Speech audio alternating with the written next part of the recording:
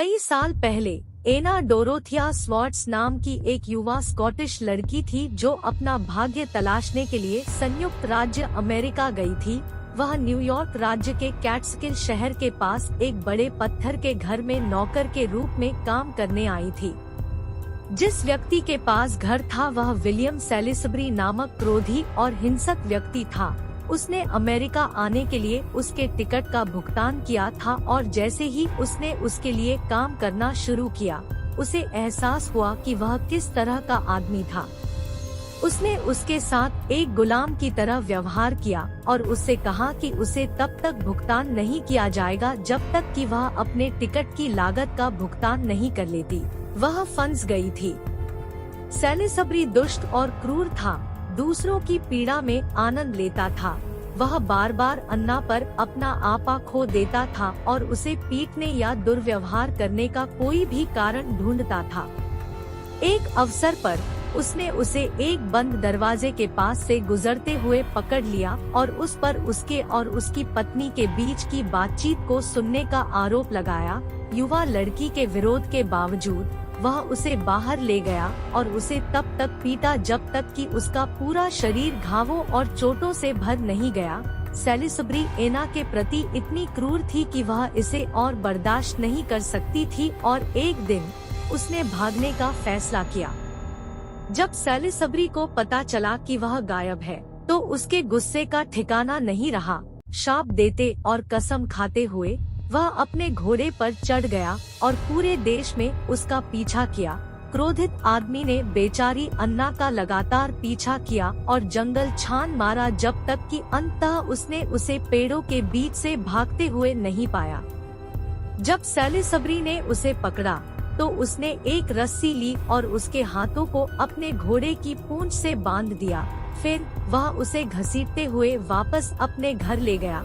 जब तक वे घर पहुँचे वह मर चुकी थी। उसका कमजोर शरीर देश की सड़क पर फैले चट्टानों और पत्थरों पर टुकड़े टुकड़े हो गया था। उसके पास जो कुछ बचा था वह फटा हुआ खूनी गंदगी था।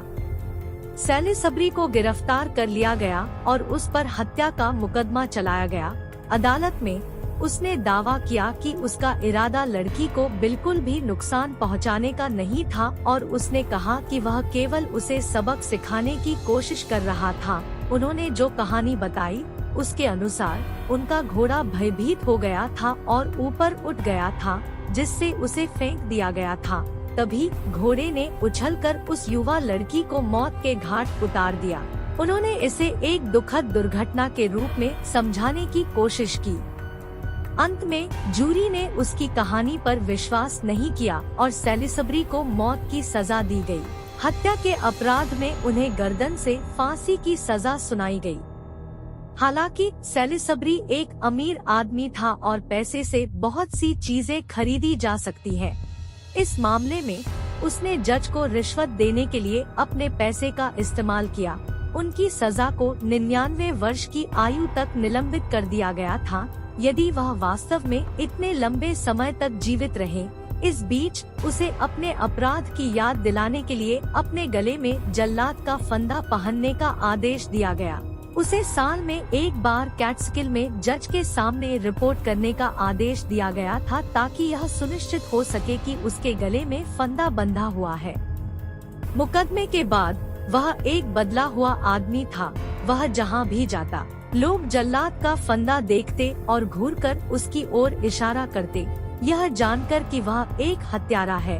वह शर्म से बच नहीं सका। सेलिसबरी बहिष्कृत हो गया और शहर में कोई भी उसके साथ नहीं जुड़ा। इसके तुरंत बाद अफवाहें फैलने लगी कि इलाके में युवा लड़की का भूत देखा गया है। कभी कभी उसे उसके बगीचे के नीचे पत्थर की दीवार पर बैठे देखा जाता था। उसकी उंगलियों से नारकीय आग की लपटें उठ रही थी और उसके होठों से अलौकिक हंसी की आवाज आ रही थी। अन्य समय में गरीब हत्या की गई लड़की का भूत देखा जाता था, जो एक भयानक घोड़े से बंधा होता था जो हर रात उस आदमी की खिड़की से टकराता था। जिन लोगों ने उसे देखा उन्होंने उसे एक खूनी कंकाल के रूप में वर्णित किया, जिसके फटे हुए कपड़े थे और उसके बाल हवा में लहरा रहे थे। चट्टानों पर खुरों की गड़गड़ाहट और लड़की की भयभीत चीख पूरी रात सैलिसबरी की खिड़की के बाहर गूंजती रही। लोग सैलिसबरी के घर से गुजरने से बचने के लिए मीलों पैदल चलते थे, मृतकों की भयानक चीखें सुनना नहीं चाहते थे। जैसे जैसे साल बीतते गए, सैलिसबरी एक वैरागी बन गया। कभी किसी से बात नहीं करता था और अपने घर में अकेले समय बिताता था।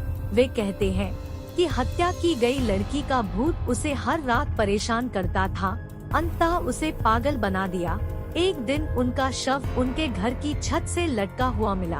क्या उसे आत्महत्या के लिए अपराधबोध और पछतावे ने प्रेरित किया था या भूत ने उसे इसके लिए मजबूर किया था, कोई नहीं जानता। कारण चाहे जो भी हो, उसने उसी फंदे से अपनी जान ले ली जिसे गले में पहनने का आदेश दिया गया था।